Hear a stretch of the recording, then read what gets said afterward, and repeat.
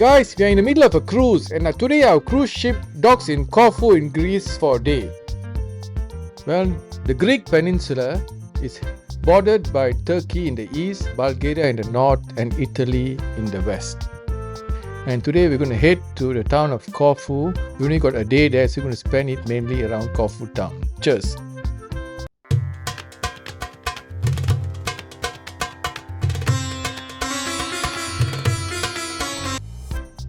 From medieval times until the 17th century, the island of Corfu was under the Republic of Venice.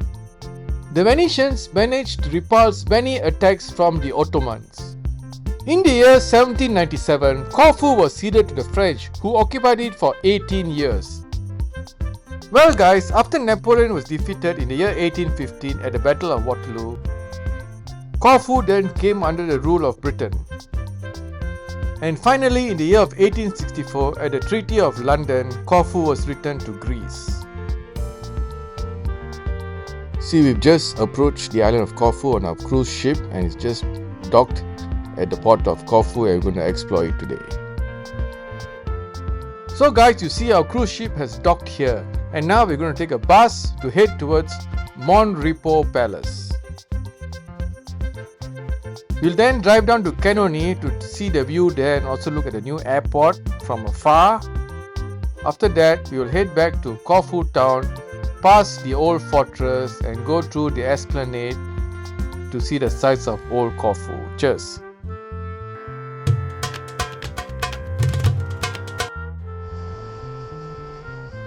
So now we're going to Mon Repos Palace, which was built in the year 1826. The palace was built by the British Lord High Commissioner Sir Frederick Adam for his wife. This building is a typical example of 19th century neoclassical architecture. This building is now a museum which opened its doors to the public in the year 2001. There are displays of Greece, history of Greece, and various artifacts are kept here for people to come and enjoy. You can see the various rooms which are preserved as it was before in those times. It was said that Prince Philip, the husband of Queen Elizabeth II, was born here. This red room was where male guests had their cigars and brandy after dinner. This room, it is called the red room or fumoir because here the gentlemen after the dinner were coming to smoke their cigars and to drink their brandy. This dome here, bringing the sunlight, was typical of architecture in those days. So in the hall here, what is interesting is the construction of the dome, octagonal dome. Just opposite Mon Repos Palace is the Temple of Kadakis, built in the Dorian order. This temple is dated to the end of the 6th century BCE and was built when Palaeopolis was at its peak. Now opposite the temple are the Roman baths of Palaeopolis. These baths were built in the 1st century Common Era. It was used from the 2nd to the 6th century before it was destroyed by an earthquake in the 6th century.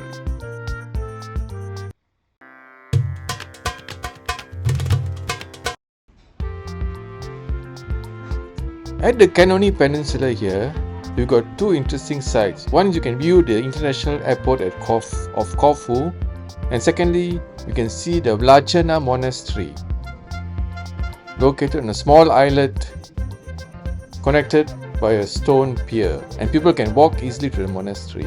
The monastery dates back to the 17th or 18th century and functioned as a monastery until the year 1980. Nowadays, it's only a small church used for celebrations and it's open for tourists.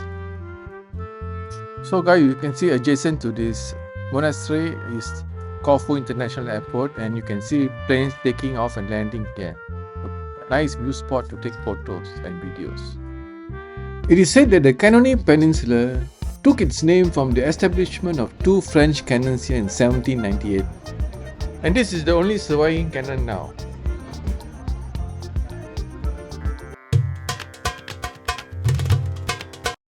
Baby.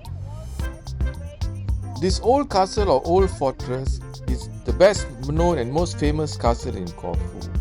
It was built during the Byzantine period, but the main fortification was built by the Venetians when they occupied this island. The fortress was separated from the island by a moat to keep out invaders. The buildings inside the castles were residential premises for the military, political and aristocratic people. In 1864, the Greek flag finally was placed over the old castle after Greece took back the island from Britain. Today, this fortress is the pride of the locals, enjoyed greatly by thousands of visitors every year. This statue here, located at the grounds of the esplanade, is of the German general Count Matthias von der Schulenburg, who was the last great general of the Republic of Venice. He organized the defense of Corfu against the Turkish siege in 1760 and saved Corfu from the Turkish invaders. This statue was built to him while he was still alive by means of a special and rare decision. This part of the gardens are dedicated to Gerald and Lawrence Durrell, famous British novelists who came to stay in Corfu and wrote most of the famous novels whilst residing in Corfu. This Greek Orthodox church was built in the 18th century and is dedicated to the Virgin Mary and also Saint Panteleimonas. This church is a popular spot for weddings and baptism because of its location and beauty.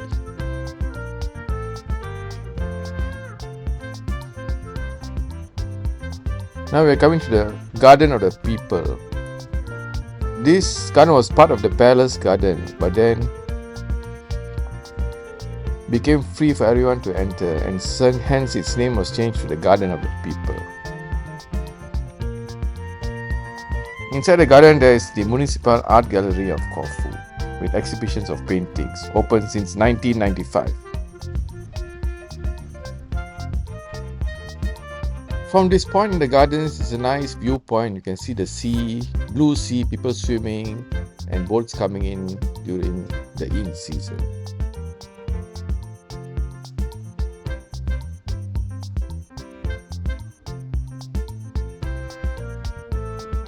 This royal or city palace, also called the Palace of Saint Michael and George, was built during the time of British domination between 1814 and 1824. It was built by Lord Frederick Adam, the same High Commissioner who built Monrepo Palace, and his statue is situated in front of this building. The building now accommodates the Museum of Asian Art. So guys, you can see the statue of Sir Frederick Adam there in front of the building.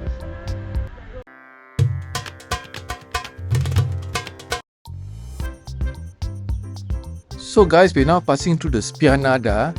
On the left you can see the large park where cricket used to be played during the British times when British conquered Greece from 1814 to 1864. The Spianada, in English esplanade, is a Venetian word for open flat area and was built during 4 centuries of Venetian rule on the island. So guys, you see these buildings have a French feel to it because the French conquered this place. So Napoleon conquered Venice the year 1797 and Corfu with the treaty became French. Now we are walking on the Liston. It is a pedestrian street and district in the Spianada. It was constructed during the French rule, imitating the Rue de Rivoli in Paris.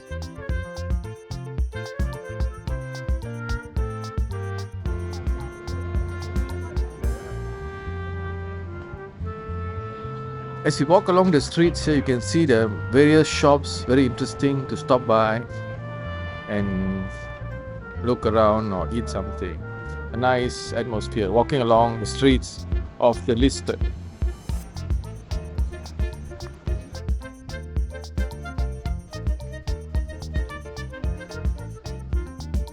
So guys, now we are in St. Giacomo Square or St. James Square, the oldest square in Corfu.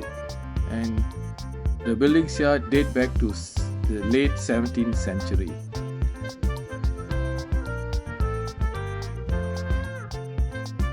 The square is named after St. Giacomo's Cathedral located here, or St. James Cathedral, built in the 14th century.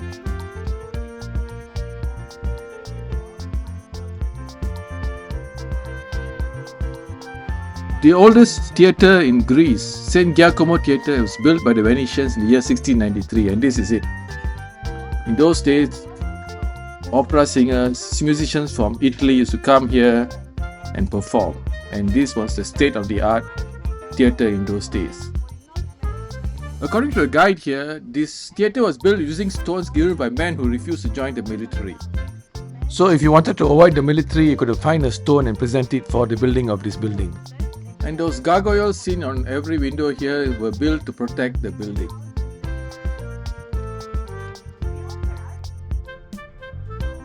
Now we are taking our bus back to the cruise ship. I hope you enjoyed the short trip in Corfu town. And guys, this is the last view of Corfu before we leave on our cruise ship. I hope you enjoyed this video. Cheers till next video.